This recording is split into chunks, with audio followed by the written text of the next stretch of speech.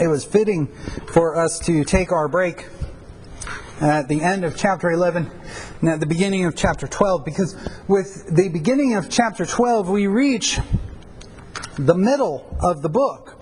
Remember, I suggested that the book is written in a chiastic structure in the Old Testament, especially in the Psalms, but in other places as well. We see a chiastic kind of structure, and that is, there's a section, and then there's another section and another section.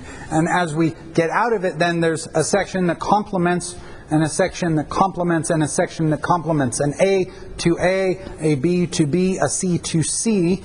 There you can see the breakdown. But here we have entered the D, what would be the D, but there is no complementary part of this. And the book radically changes here again. And you'll notice that the wording could be a bit stronger, but John is about to see a different vision than the vision he just saw. The chapter 11 ends with the end of the world and judgment, and God coming to be with His people. And then to stick with my analogy of the stages, the curtain closes on that stage, and it raises on this stage. And we're in a very, very different scene. And in fact, it's fitting in the middle of the book that we go back to the beginning. And when I say back to the beginning, I mean that intentionally, because I believe we go back to the beginning of Genesis 1:1 in a way, and I believe we go back to the beginning in John 1:1 in a way. We see the birth of Christ in this, in symbolic language once again.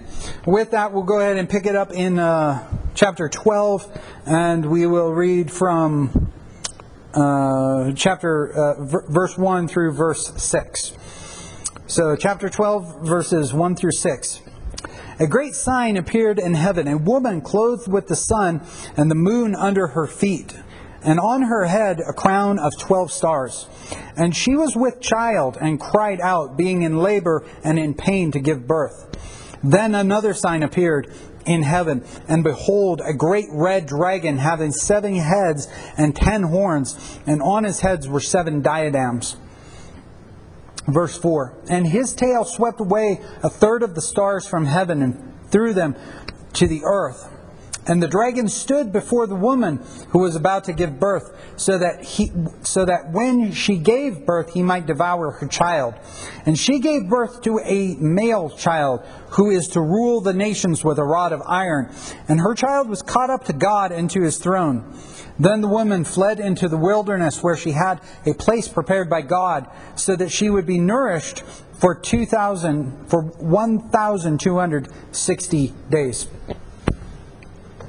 Quite a different scene as the end of the world closes on one stage and a new scene arises, and John sees a woman.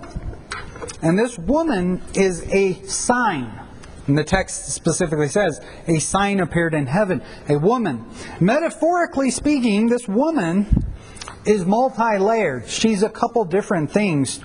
She is the faith community before and after the birth of Christ.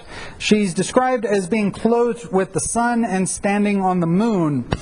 And this, of course, written millennia before the moon landing. And she's crowned with a star, with 12 stars. You'll remember in Genesis chapter 37, Joseph's dream, Jacob was the sun, his wife was the moon, and there were, of course, the 12 tribes of Israel. This woman is clothed with the sun. How can you be clothed with the sun? You can't. Again, it's screaming at you, this is a symbol. Don't take this literally. See the symbolic meaning. Because again, simply because something is a symbol and it points to a symbolic meaning doesn't mean it has no meaning. It has a meaning. The meaning is, of course, Israel at this point. But the meaning is going to change, because in verse 17, which we didn't get to, this woman and her children are the ones who keep the commandments and hold to the testimony of Jesus. So it's not just Old Testament Israel, but it's the faith community, the people of God of the Old Covenant and the people of God of the New Covenant. And we'll speak more about this woman also here in a moment. But I think another thing that's very important to see is the location. It said that this happens in heaven. That's an important thing to realize. Was Jesus born in heaven? No.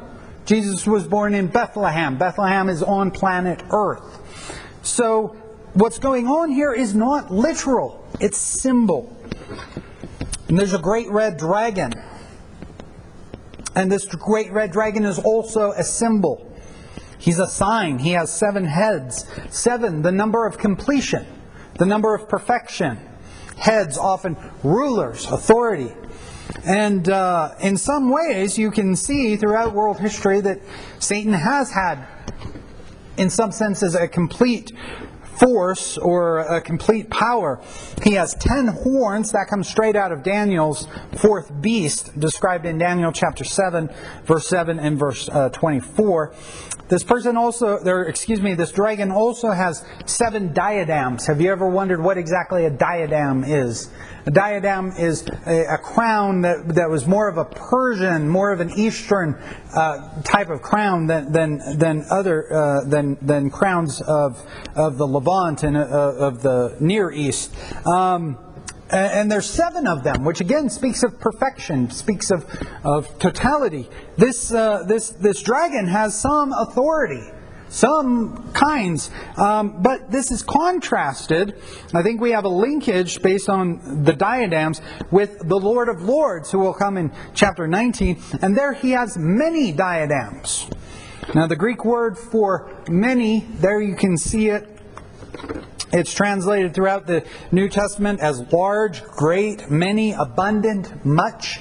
I want to ask you a question. Has John, our author here, has he shown that he has the ability to count to 7? Yes, in fact, right here he shows he can count to 7. Can he count to 10? Yes, he can count to 10. But when he describes the King of Kings and his diadems, he describes it as many. Is 7 many? Well, it depends on the context. Is 10 many? Well, if John can count to 7 and he can count to 10, which I think he's shown he has, but he gets to the King of Kings and Lord of Lords and he notices that he has this many, he starts going 1, 2, 3, 4, 5, 6, 7, 8, 9, 10, 11, 12, forget it. He has many diadems. And I think that that's an important thing to see here, where the dragon, who, as you know, represents Satan, he does have some authority. He does have some dominion. But it is subservient. It is under the authority of Christ. And Christ has ultimate authority. What are these signs? The book has been full of symbols throughout to this point. And we reach this point and we're specifically told that this woman and this dragon is a sign. And I told you that the woman is multi-layered.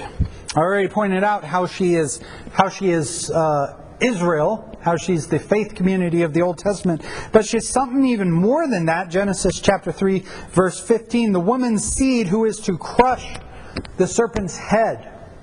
Why does the serpent want to devour this child? Because it's the child of the woman. It's the child of the woman. That's the language here. So Eve is at least a little bit of this symbol, also the Old Testament people. But then I have a very important question. Who was the literal mother of Jesus? Mary. Mary was the literal mother of Jesus. But if we press this to just that literalism, this woman, after the birth of her child, she flees. Did Mary flee before the serpent in any kind of literal sense? Now, if you think about the Holy Family's flight into Egypt, and you think that that's what's going on here in the text, so there's some sort of literalism going on here in the text of that, you'll remember, though, that baby Jesus was not caught up to God right after his birth. He, in fact, went to Egypt as well. So there is symbolism going on here that cannot be pounded down into a 1-to-1 ratio. Something in the heavens that's a symbol, something on earth that's literal.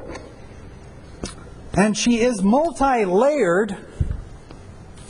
She's also the New Testament people of God, and she's also the church persecuted. So she's not just one of those things, she's all of those things. And the serpent, here in chapter 12, verse 9, which we haven't gotten to yet, John wants to make sure you realize that this dragon is the serpent, Satan, and the devil. Now, the New Testament is very much Genesis chapter 3, verse 15, played out in real life. The seed of the woman to crush the serpent's head. The enmity, I will place enmity between her seed and between your seed. And the persecution of God's faithful people throughout world history. The enmity between the seeds. I want to go back to my analogy of the curtains. But before I do that, I want to ask you, as you think about your knowledge of the whole Bible, and you think about a character in a play, a main character, who would be a main character? Well, a main character would be one of the characters that's on stage quite often. If he's not on stage, she is not on stage quite often, then they're much more of a supporting role. They could be an antagonist who only appears in a couple scenes, right? But a main character is somebody who's on stage quite a bit and probably has quite a bit of dialogue. That would be a main character, right? As you think of the meta-narrative, the whole story of the Bible, I want to ask you, would Satan be a main character? No, not really. He's not on stage all that often. He's on stage sometimes, and his role is important in the narrative, but he's not on stage terribly often. Chapter 12, though, gives us a whole new perspective of world history. I want you to think of the mob. Now, the mob doesn't get its hands dirty. The mob pays people to do dirty things. Their hands get dirty, but the mob's hands stay clean. I want you to think about that analogy I suggested where these curtains are coming up and we see what's happening. I want to suggest that there's a curtain behind them, though. And behind that curtain is this dragon. This dragon has actually been on stage throughout the entire narrative. It's just he's been behind the second curtain. You haven't always been able to see him.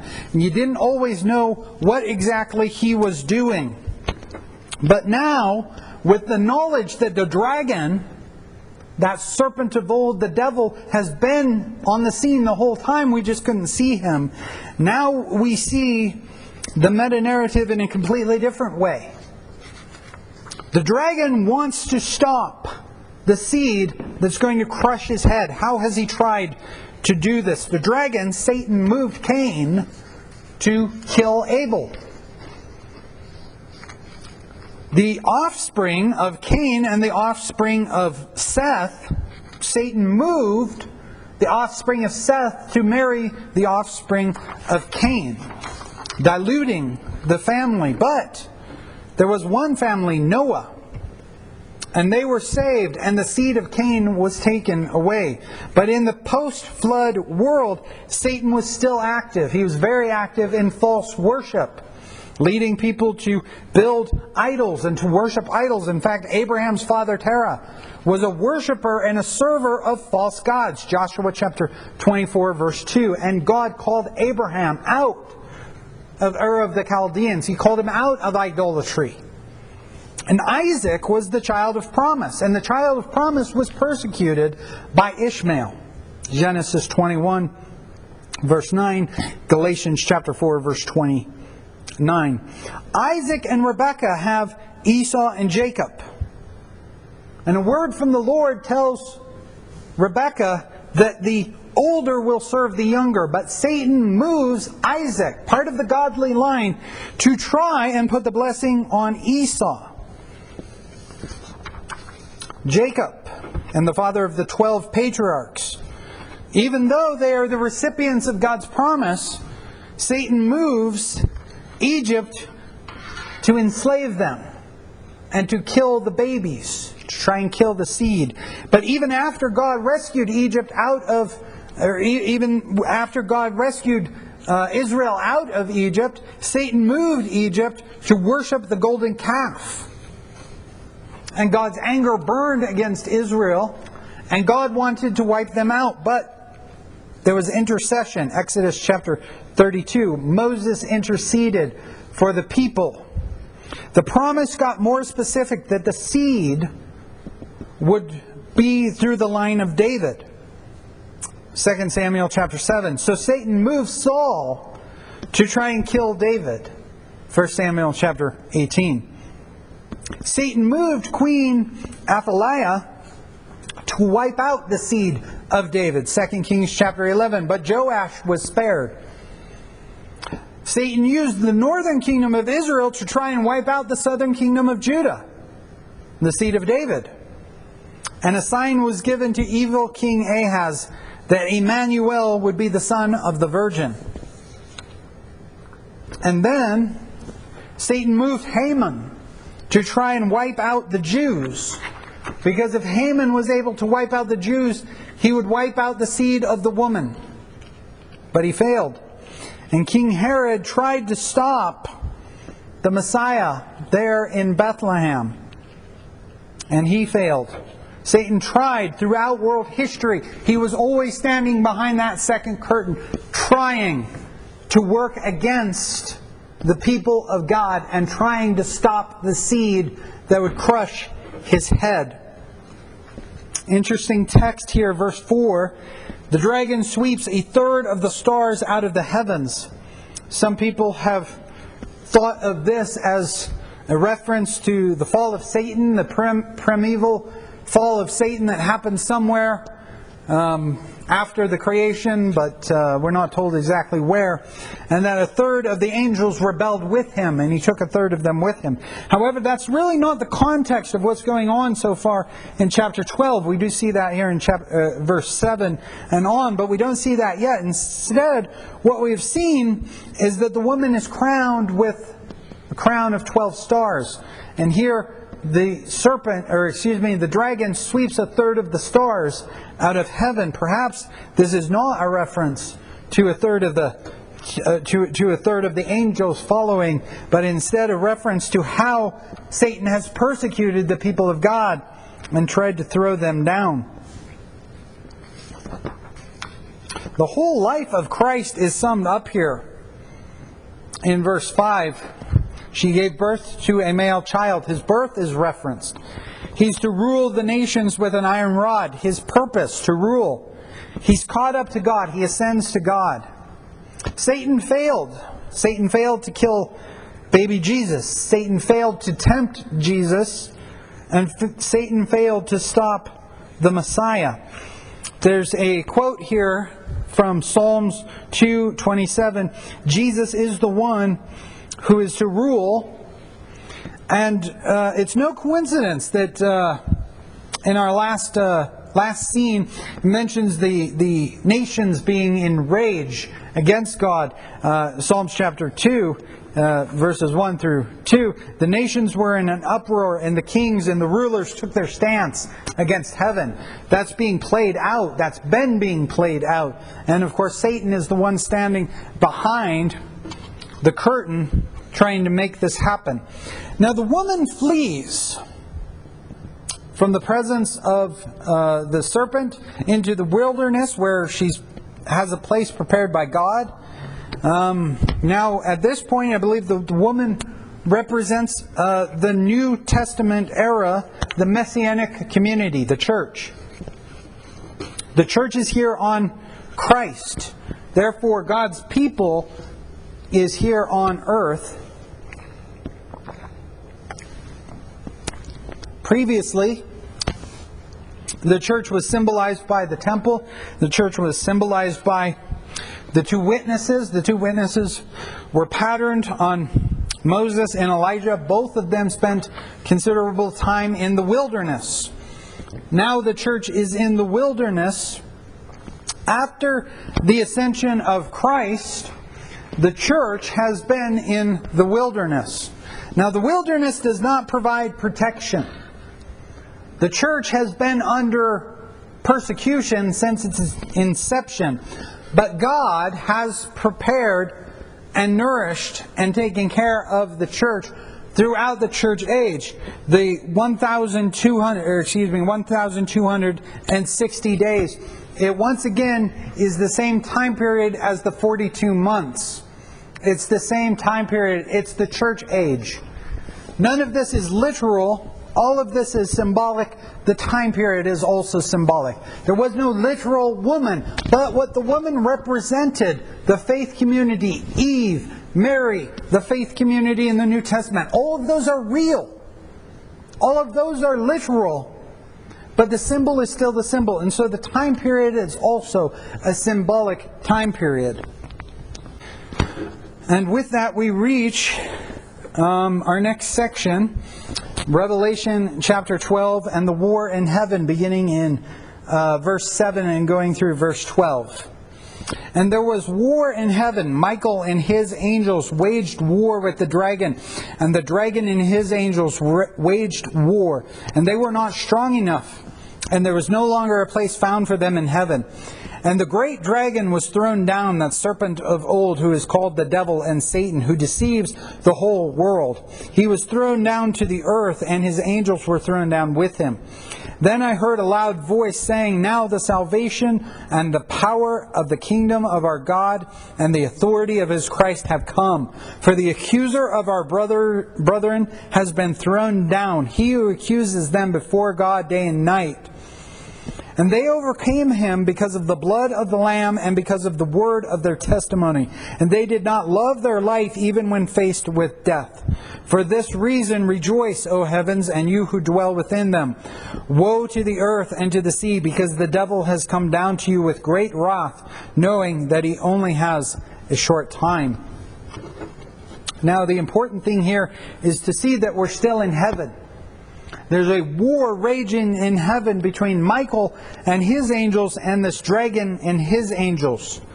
And I don't think it's any coincidence that we see Michael show up here, because Michael is the protector of God's people. We saw him back in Daniel chapter 10 and in Daniel chapter 12. He wages war with the dragon and against the dragon's angel. Back in Daniel chapter 10, Daniel chapter 10, we have this interesting scene where Daniel is praying.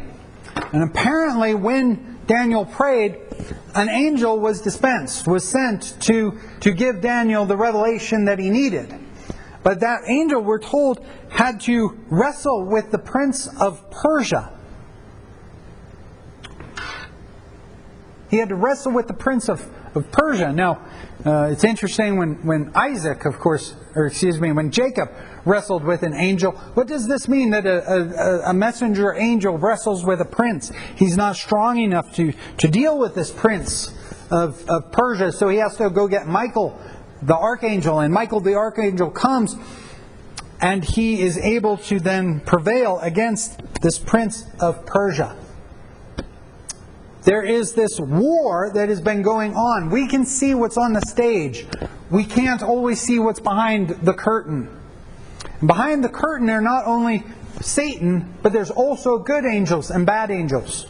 And this war in heaven that's been playing out is that. That's what's going on here. Somebody is told to rejoice. Those who dwell in heaven are told to rejoice. Who is it? Who is it that dwell in heaven? Well, that would be you, and that would be me, and that would be the church. We're to rejoice because Satan, the dragon, has been defeated, and he's been thrown down to the earth. Is this scene here in Revelation chapter 12, is it in some sense the primeval fall of Satan? Perhaps this is a symbolic representation of what happened in the primeval fall of Satan. We're not told much about the primeval fall of Satan. There's the passage in Isaiah, there's the passage in Ezekiel that people have taken to be the fall of Satan. In its context, it's not that, but there's some hints that perhaps it is. a bit of a hint to the fall of Satan. Is that what's going on here? Well, maybe. It's possible that could be a little bit of the picture. In Luke chapter 10, the missionaries that Jesus sent out to preach the kingdom of God return, and they rejoice that even the demons submit to us in your name. And Jesus says to them in verse 18, he saw Satan falling from heaven. With the spread of the kingdom, spread of the message of the kingdom of God through Jesus, Satan falls. That's, at least in part, once again, probably what's going on here. Is there some sense of Jesus' victory and ascension here? I'm very much sure of that. I'm very much sure that the gospel message, Jesus died, but not only did he die, he also rose again victorious over death. And he ascended into heaven and is seated at the hand of the Father and rules from there. I believe that that's what's going on too, because when the dragon is thrown down, there's this message that salvation has come. The kingdom of God and the authority of His Christ have come. And that they overcame him by the blood of the Lamb, so by the gospel, and by their testimony. They're holding to the gospel, and they did not love their life even when faced with death. When did this happen? That's a little bit of a hard question to ask, or at least a little bit of a hard question to answer in a final and definitive sense. Because, yes, the gospel has come, yes, the gospel message has come, but they did not love their life when even faced with death. So despite the fact that the gospel message has come, salvation has come, that doesn't mean that Satan is totally defeated. Has he been cast out of heaven? Yes, but they did not love their life even when faced with death. The persecution of the church still continues. So despite the fact that the dragon, Satan, has lost his place in heaven, does not mean that he is a completely defeated foe. This book is all about the fact that here on planet Earth, Satan still exercises some authority. Satan still exercises some dominion and some power, and the church may suffer because of that. That's an important message for the suffering church to hear, isn't it? You'll remember in Thessalonica, the Christians there thought that the day of the Lord had come by the time Paul has to write 2 Corinthians, because they're undergoing persecution. And because they're undergoing persecution, some of them have been convinced that the day of the Lord has happened, and they missed it. The church in the first century, the church throughout the century, the church today needs to hear that even though you face persecution, even though you face satanic opposition, that does not mean that Satan has not lost his seat in heaven. It just means he's not yet defeated. With that, we're going to go ahead and stop for the time being. We'll pick it up again in our next section, beginning in chapter 12, verse 13. With that, I'll go ahead and open the floor for questions.